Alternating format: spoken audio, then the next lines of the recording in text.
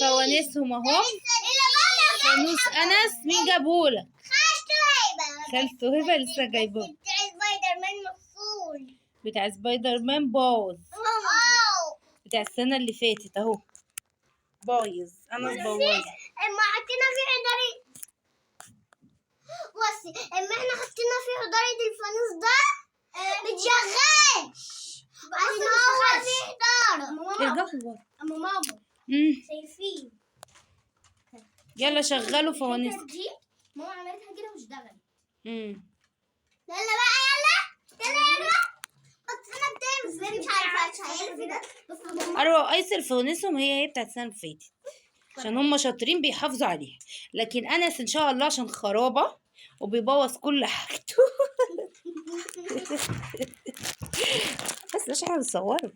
وبيبوظ كل حاجته ففانوسه باظ فجبنا له خالته هنا جابت له واحد جديد. لا باظ. يلا بينا نشغله. بصوا بتاع انوسه هو مش هينفع. بيمشي. هيرفع. بص فانوس انس بيرفع حصان. بصوا بيعمل ايه. الله بيلف.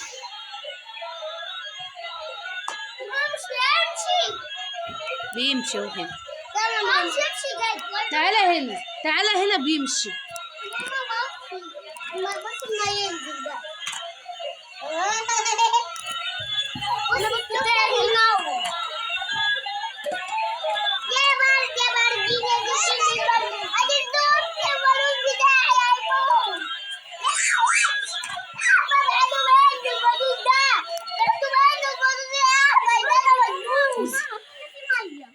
ايوه قومي من هنا اللبن مقلوب.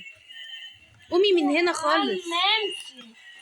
بص فانوس انس بيرفع. خلاص بقى انا تعالى بقى يلا افتح لهم. هو جايب بيضه كندر وعايز يفتحها معاك. فينها يعني؟ يلا تعالى افتحها. بقى نحط الفوانيس هنا. يلا ارجع لورا كده. افتحها يلا تعالى هنا افتحها خلص. اقعد في الارض انا. بس دلوقتي احنا قاعدين في الارض اهو. اروى تعبانه بردانه.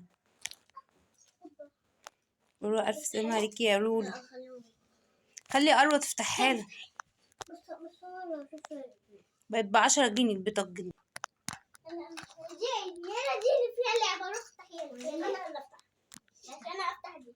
لما تفتحها دي بعد ما نفتحه دي اللي فيها الاكل. اهي هفتح لك. هتفتح حلوه. انا بعرف. دي اللي جواها اللعبه.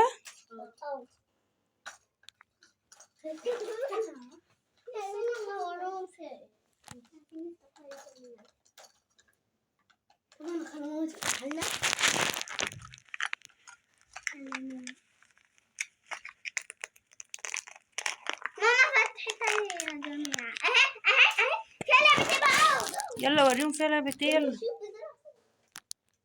ايه ده؟ دي معلقة ما المعلقة دي عشان ياكل بيها الشوكولاتة. وعربية هي ما بتتغيرش ألعابها أساسا. وب10 جنيه.